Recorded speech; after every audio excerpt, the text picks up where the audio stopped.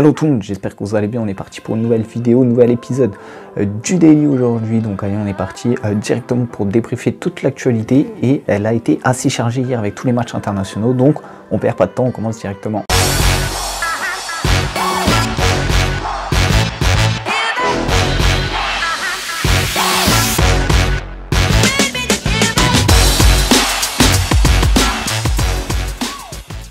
On commence par la première info du jour. Donc on a Nasser El Khelaifi qui est soupçonné de corruption. Donc le président du Paris Saint-Germain, a été entendu récemment dans une enquête visant à faire la lumière sur les conditions d'attribution du mondial 2019 d'athlétisme. Donc voilà, Nasser El Khelaifi qui est dans une nouvelle affaire d'argent. Donc voilà, une nouvelle.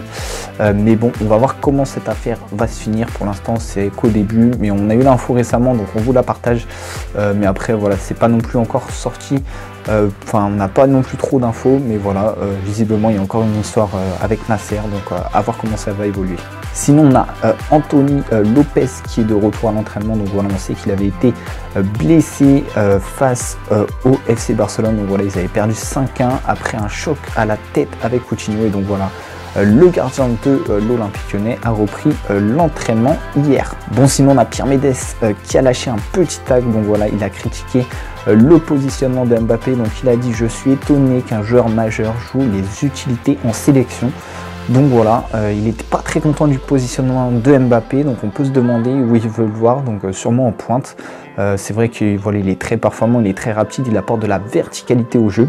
Donc pourquoi pas. Après on sait que Giroud et Deschamps, bah voilà, c'est un peu une grande histoire d'amour, donc ça m'étonnerait que Deschamps sorte Giroud pour mettre Mbappé à la place.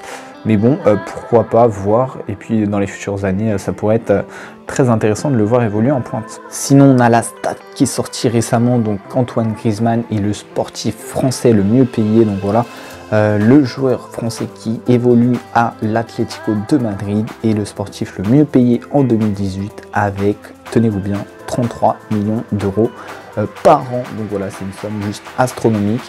Et voilà, ça démontre bien toute la grandeur du joueur à l'Atlético. Bon, sinon on va quand même parler de l'équipe de France hier. Donc voilà, victoire assez facile, 4-1. Il n'y a pas une grosse résistance en face. C'était pas non plus trop compliqué.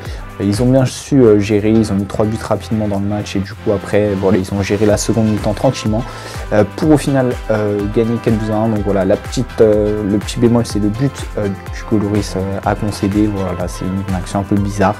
Mais bon, tant mieux pour les Moldaves. Ça fait plaisir et on va se dire on a marqué un petit but contre l'équipe de France. Donc voilà, d'ailleurs vous allez voir après les top tweets, ils sont pas mal sur enfin vous allez voir, j'en dis pas plus. On attendait le retour de Lionel Messi avec la sélection en Argentine, et ben voilà, son retour a été fructueux puisqu'ils ont perdu 3-1 contre le Venezuela et en plus Messi s'est blessé. Donc voilà, il ne pourra pas être présent mardi prochain pour aider ses coéquipiers dans la rencontre face au Maroc. Et voilà, l'Argentine, ça a été assez faible, ils ont perdu 3-1 contre le Venezuela. Donc bah voilà, le retour de Messi, pas au top.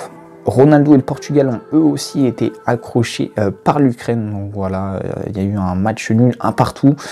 Donc bah voilà, Ronaldo n'a pas non plus brillé, Messi non plus. Donc c'était pas la grande joie pour le retour de ces deux grosses stars dans leur sélection.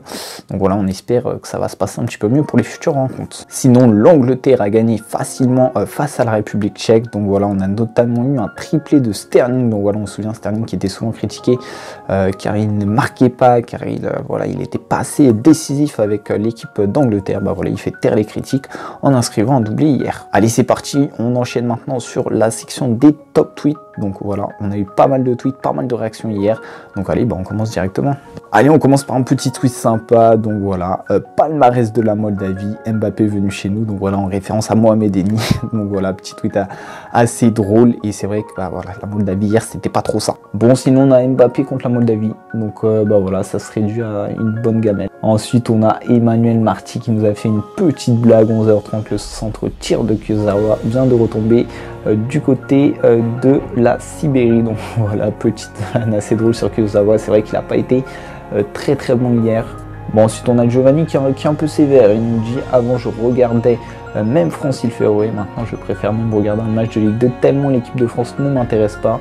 Donc voilà, après il nous dit que trop de joueurs veulent devenir la star de l'équipe et aucun style de jeu Dites-nous ce que vous en pensez par rapport à ce tweet. Est-ce que l'équipe de France vous fait vibrer comme avant? Voilà, c'est un peu une équipe ennuyeuse que vous avez l'impression de regarder. On attend vos commentaires. Voilà, du coup c'est la fin de cet épisode du Daily, j'espère qu'il vous a plu. Comme d'hab, les rencontres de la soirée, donc on a Espagne-Norvège et Italie-Finlande à 20h45, donc voilà, ça s'annonce d'être deux matchs très intéressants. On attend de voir le résultat avec impatience. Allez, moi je vous dis rendez-vous lundi pour un nouvel épisode, demain on va se reposer les gars. Donc voilà, demain petit repos et puis on enchaîne lundi sur un nouvel épisode du Daily, donc voilà, moi je vous dis prenez soin de vous, bon week-end à tous et à lundi.